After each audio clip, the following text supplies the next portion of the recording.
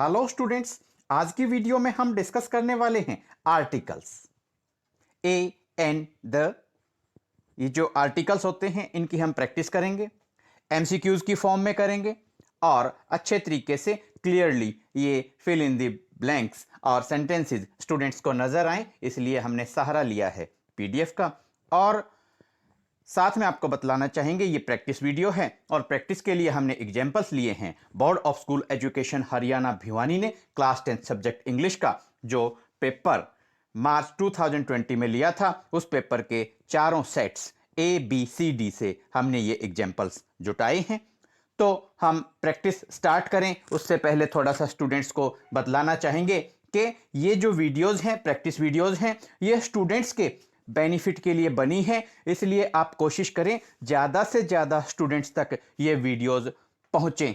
हम नहीं कह रहे हैं कि आप शेयर करें, बट वीडियोस बनाने का एक ही मकसद है कि ये जो वीडियोस हैं वो स्टूडेंट्स के लिए बनी है और स्टूडेंट्स तक, ज़्यादा से ज़्यादा स्टूडेंट्स तक ये वीडियोस ज़रूर पहुँचें, ज़्यादा से ज़्यादा स्टूडेंट्स का बेनिफिट हो, फ़ायदा हो।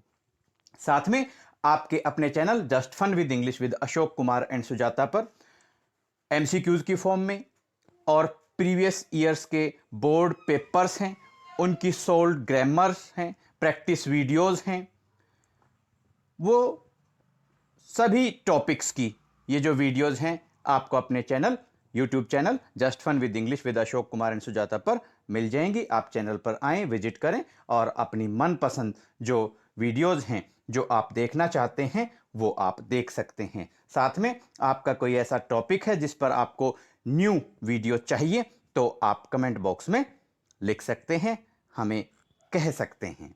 चलिए अब स्टार्ट करते हैं। आपका फर्स्ट एग्जाम्पल है I ate blank orange. Choices हैं A, B, N, C, the, D, no article. तो देखिए आई एट एन ऑरेंज, ये हम लिखते हैं। ऑरेंज से पहले आप क्या यूज करेंगे? एन का आप यूज करेंगे। इंग्लिश में 5 वॉवल्स होते हैं AEIOU, बट हम यहां बात कर रहे हैं वॉवल साउंड की। ऑरेंज जो है वॉवल साउंड यहां प्रोड्यूस कर रहा है, इसलिए हम यहां पर ए का यूज नहीं करेंगे। किसका यूज करेंगे? एन का आप यहां पर यूज करेंगे। तो ये आप देखिए, I ate an orange, correct choice है बी, एन, ये आपका करेक्ट आंसर होगा। Next, this is blank first university in northern India. Choices हैं A the, B a, C an, D and या नन। तो यहां पर आप देखिए जो आपका करेक्ट आंसर होगा वो होगा A the. This is the first university in northern India, A the correct आपका आंसर होगा। क्यों होगा? कि यहां पर जो फर्स्ट यूनिवर्सिटी है नॉर्दर्न इंडिया की है, इस फर्स्ट यूनिवर्सिटी को स्पेसिफाई कर दिया गया है। स्पेसिफिक यूनिवर्सिटी यहां पर ये दर्शाई गई है, बतलाई गई है, इसलिए हमने इसको इसके साथ में द यूज किया है। This is the first university in northern India. Next आपका एग्जाम्पल है blank Tribune is a daily newspaper. अब नेशनल डेली न्यूज़पेपर है ट्रिब्यून, तो न्यूज़पेपर के नेम से पहले आप द का यूज करेंगे। चॉइसेस हैं A, B, an, C, the, D, no article. तो आपका करेक्ट आंसर होगा C, the Tribune is a daily newspaper. Next, Italy is blank European country. देखिए स्टार्टिंग तो AEIOU यानी कि एक वॉवल से हो रही है। ई जो आपका वॉवल है, 5 वॉवल्स इंग्लिश में बतलाए जाते हैं, बट यहां आपको कंफ्यूज नहीं होना है। देखिए जो यूरोपियन है वो अगर साउंड की बात की जाए तो ये कॉन्सोनेंट साउंड प्रोड्यूस करता है। और ऐसे एग्जाम्पल्स पेपर में जरूर पूछे जाते हैं, स्टूडेंट्स कंफ्यूज होते हैं, बार बार टीचर साहिबान बच्चों को समझाते हैं, बच्चे मेहनत भी करते हैं, लेकिन ऐसे एग्जाम्पल्स में मार खा जाते हैं। आपने मार नहीं खानी है, बड़े ध्यान से आपको करना है। तो यूरोपियन से पहले आप ए का यूज करेंगे, ए यूरोपियन। जैसे यूजफुल से पहले आप ए का यूज करते हैं, यूनिवर्सिटी से पहले आप ए का यूज करेंगे। तो इसलिए आप यहां ध्यान रखें, Italy is a European country. Choices की बात की जाए, A, B, an, C, the, D, no article, तो आपका करेक्ट आंसर होगा A. Italy is a European country. Next, blank, dinner given by me was appreciated by all. तो यहां choices की बात की जाए, A, B, an, C, the, D, no article, आपका देखिए करेक्ट आंसर होगा सी, द। अब यहां बना क्या, the dinner given by me was appreciated by all. The dinner, वो डिनर जो मैंने दिया था, स्पेसिफाई कर दिया गया है, पर्टिकुलर सेंस में यहां बात की गई है। स्पेसिफिक डिनर, वो डिनर जो मैंने दिया था, तो स्पेसिफाई करने के लिए हमने डिनर के साथ में द का यूज किया है। अब देखिए नेक्स्ट हम करते हैं, I shall be back in less than blank are.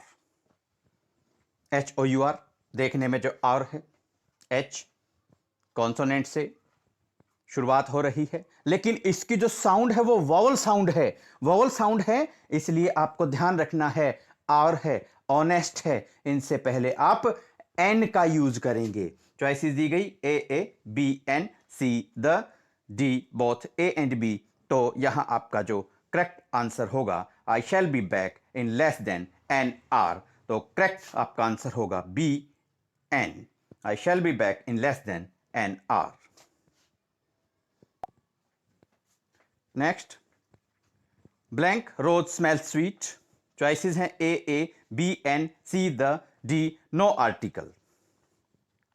देखिए ये बड़ा इंटरेस्टिंग सा एग्जाम्पल है। इस एग्जाम्पल की बहुत सारी खासियत हैं, बहुत सारी खास बात हैं। एक तो ये है कि ये कई बार बोर्ड के पेपर्स में रिपीट हो चुका है, और दूसरी बात ये है कि डिफरेंट डिफरेंट बुक्स में इसके साथ अलग अलग आप देखेंगे तो अलग अलग आर्टिकल्स यूज किए जाते हैं। तो यहां ए भी आ सकता है, और आपका द भी आ सकता है, और नो आर्टिकल भी आ सकता है। यानी कि इन चार चॉइस में से 3 चॉइसेस जो हैं वो करेक्ट हैं। कैसे हैं, देखिए, ए रोज स्मेल स्वीट हम लिखते हैं, या द रोज स्मेल स्वीट लिखते हैं, या तो हम लिखें ए रोज स्मेल स्वीट या द रोज स्मेल स्वीट।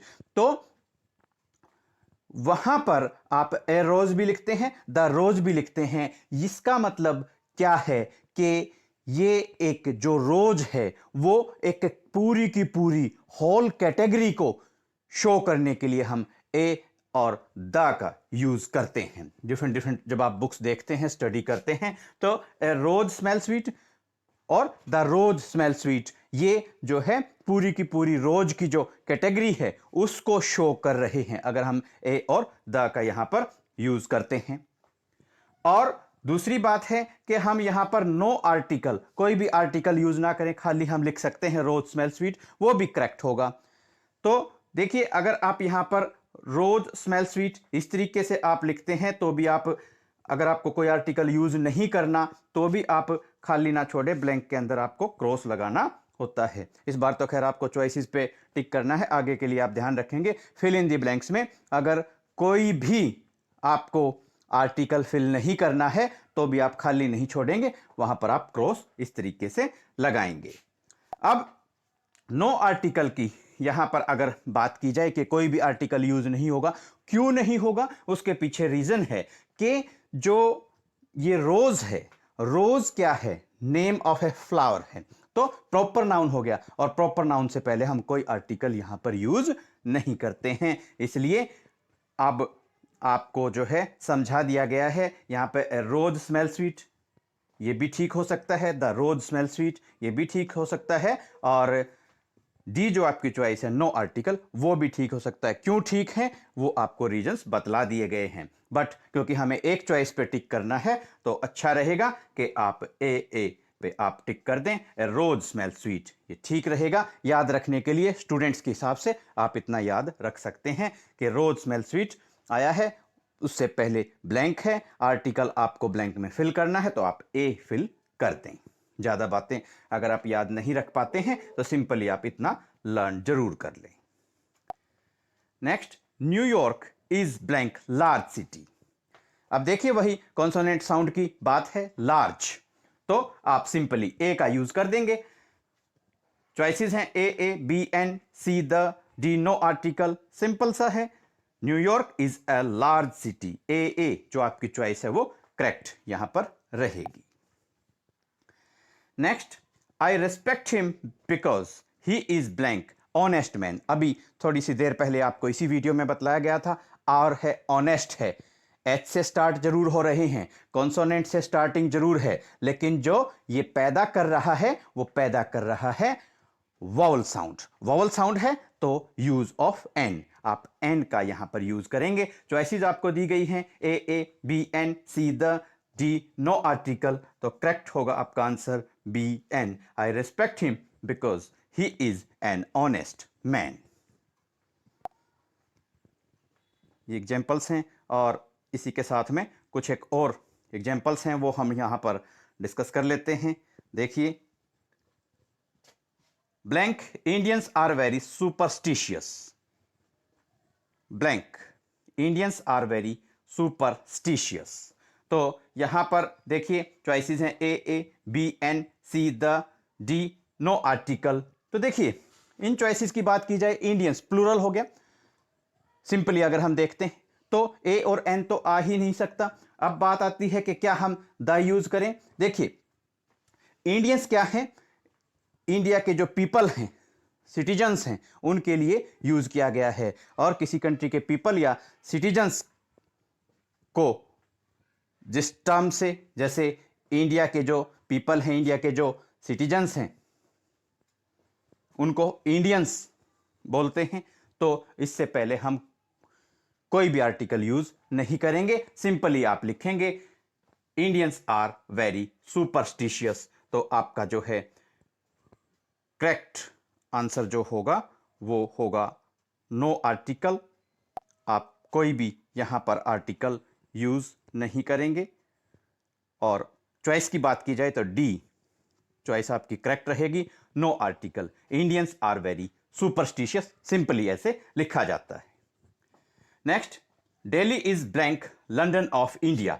देखिए ये ट्रांसफर्ड एपिथेट का एग्जाम्पल है, स्थानांतरण की बात की जाती है। यहां पर जो दिल्ली है, दिल्ली कहां पर है, इंडिया में है, बट क्या कहा गया है, Delhi is the London of India. तो वर्ल्ड में जो लंदन की जो पोजीशन है, उनको यहां पर जो दिल्ली का कंपैरिजन है वो लंदन के साथ में किया गया है, तो इसलिए हम लिखते हैं ऐसे एग्जाम्पल्स में लंदन से पहले आप चॉइसेस जो दी गई हैं A the B a C an D no article, तो आप यहां पर ए द का यूज करेंगे। Delhi is the London of India, transferred epithet का एग्जाम्पल।